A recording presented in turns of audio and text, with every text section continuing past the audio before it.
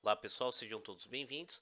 Nesse vídeo nós vamos falar da análise contábil da empresa Oi.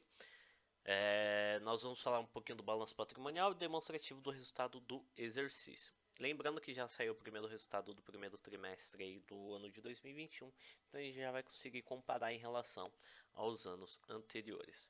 Bom, vamos começar com o balanço patrimonial. Deixa eu só limpar aqui a tela novamente. Bom, vamos lá.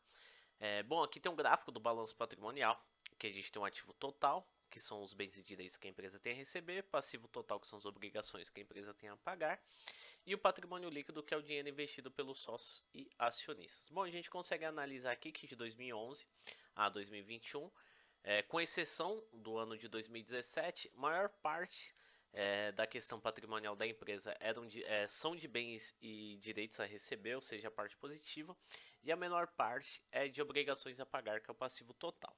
Com exceção aqui que do ano de 2017, o patrimônio líquido ficou negativo, então o passivo total, as obrigações que a empresa tinha a pagar com terceiro, superou o que ela tinha de bens e direitos a receber.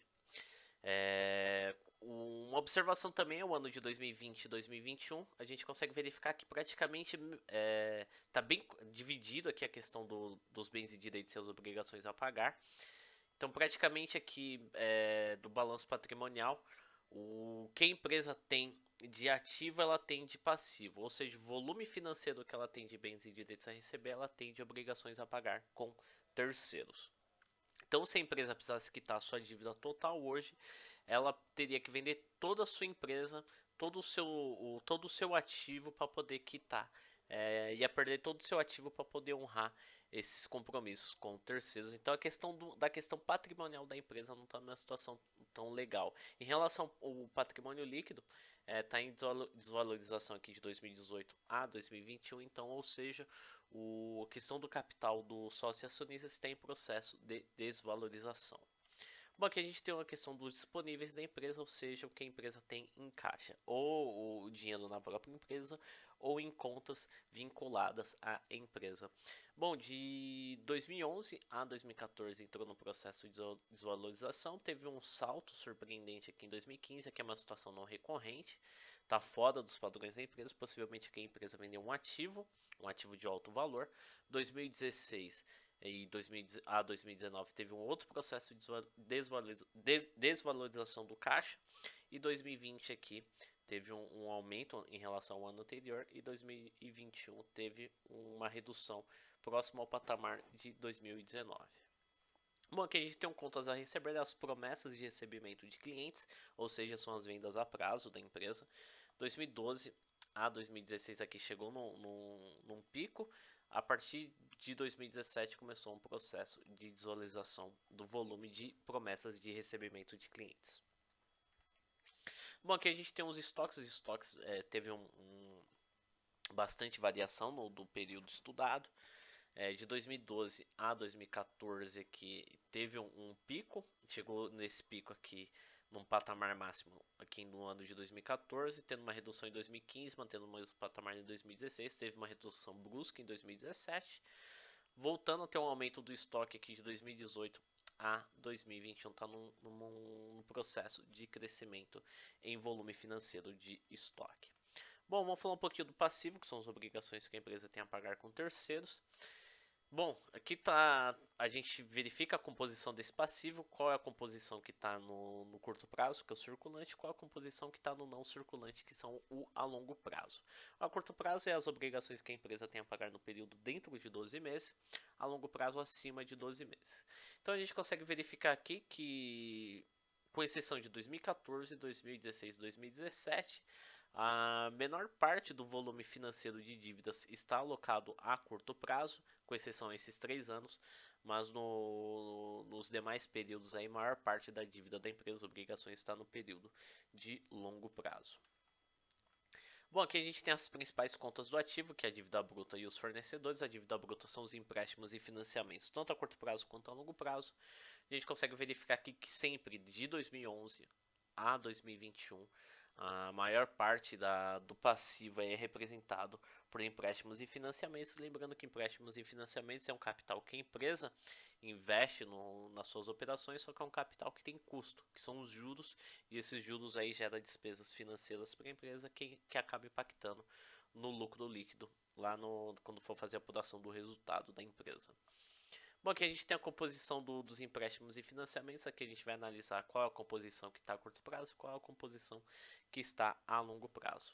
Bom, o curto prazo é representado pela barra azul, a longo prazo a barra laranja. A gente consegue verificar que só em 2016 e 2017 a maior parte do volume financeiro de dívida estava no período de curto prazo, e nos demais períodos a maior parte da dívida da empresa sempre esteve a longo prazo, ou seja, principalmente ela fez uma negociação aqui em 2016 e 2017 e renegociou essa dívida para longo prazo. Se eu não me engano, a Oi ela está no processo de recuperação judicial, então possivelmente ela está no processo de renegociação dessas dívidas. Se você sabe o porquê desse salto dessa dívida a curto prazo aqui no ano de 2016 e 2017, deixe aí nos comentários, que contribui aí no conhecimento da galera.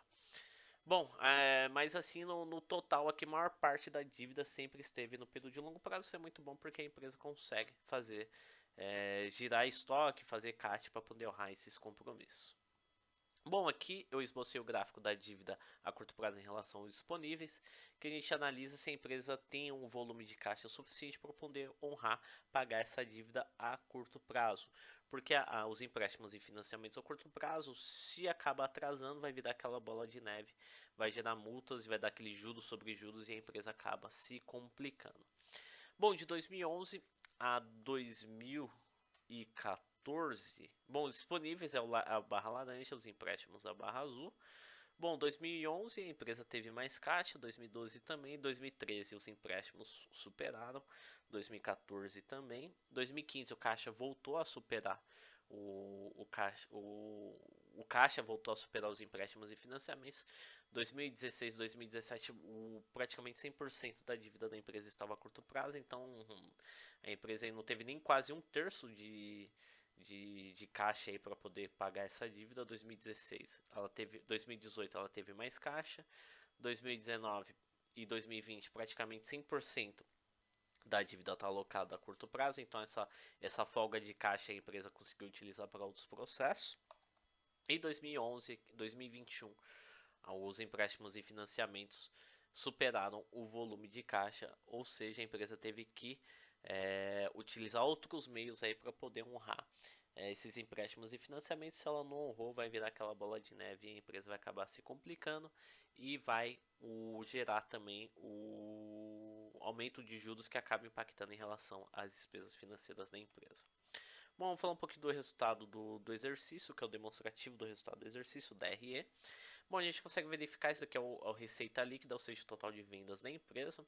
2011 a 2012 ela deu um salto aqui, chegando ao ápice em 2013, e a partir de 2014 começou a despencar o volume de vendas da empresa. Lembrando que aqui é só o montante do primeiro trimestre.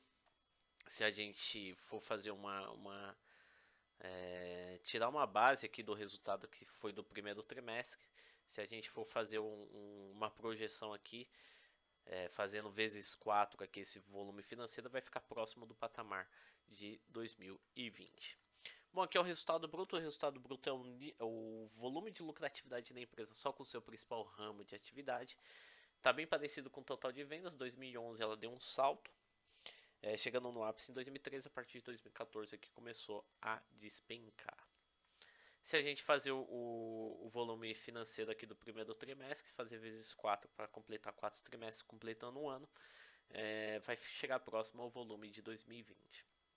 Bom, aqui a gente tem o EBITDA. O EBITDA a gente consegue verificar o nível de lucratividade da empresa como um todo, não só com seu principal ramo de atividade, mas com as atividades meios, como despesas com o pessoal do escritório, material de escritório, computadores, pessoal do escritório, manutenção predial, produtos de limpeza, alimentação do pessoal do escritório, despesas com honorários, com a contabilidade ou com outros consultores. Então são atividades que envolvem a empresa, contribuem para a atividade da empresa, mas não está ligado ao seu principal ramo de atividade. Bom, a gente consegue verificar aqui que de 2011 a 2014 vinha no processo de crescimento, despencou aqui em 2015, 2016 praticamente a empresa nem lucrou nem teve prejuízo, então entrando no patamar de prejuízo em 2017, 2018 o pior prejuízo da empresa até então, 2019 teve uma redução desse prejuízo, 2020 também, e 2021 teve um pequeno lucro. Vamos verificar como que vai ser o restante do ano de 2021. Bom, a gente tem um resultado financeiro, já batendo o olho aqui, tem esse salto enorme aqui do resultado financeiro, aqui é uma situação não recorrente. Para quem tem mais interesse se aprofundar nos fundamentos da empresa, entra no site RI, que é o site de relacionamento com investidores, pega os relatórios de 2018 e verifica o que está acontecendo, o que é uma situação não recorrente. Até então, de 2011 até 2021, com exceção em 2018, a empresa teve mais despesas financeiras do que receita. Bom, aqui a gente tem um lucro e prejuízo do período. 2011 a 2013 ela teve um lucro, vinha até num lucro pequeno, mas em crescimento, entrando num prejuízo forte em 2014, 2015, 2016, 2017. Ela teve um lucro alto aqui em 2018, mas contribuiu muito foi esse resultado financeiro, tem que verificar o que aconteceu, foi uma situação não recorrente, né? Como eu falo não recorrente porque só aconteceu em um ano, porque se fosse recorrente aconteceria nos demais períodos, né? Como se aconteceu em um ano, então é uma situação não recorrente. Bom, 2019 voltou na situação normal, prejuízo, 2020 também, 2021 também, no primeiro trimestre, acabou fechando em prejuízo. Bom, pessoal, termina a análise. Aqui é a fonte de onde eu tirei os dados, site Fundamentos, e do próprio site do RI, que é o site de relacionamento com investidores. Tem a planilha que eu desenvolvi, tá até aqui, quem quiser essa planilha. O link tá aí para download, tá? Tá aqui, só basta clicar e fazer o download. E eu vou deixar o link aqui da análise na descrição do vídeo para quem tiver interesse. Fique à vontade. Bom, pessoal, espero que vocês tenham gostado. Um grande abraço, sucesso a todos. Até os próximos vídeos.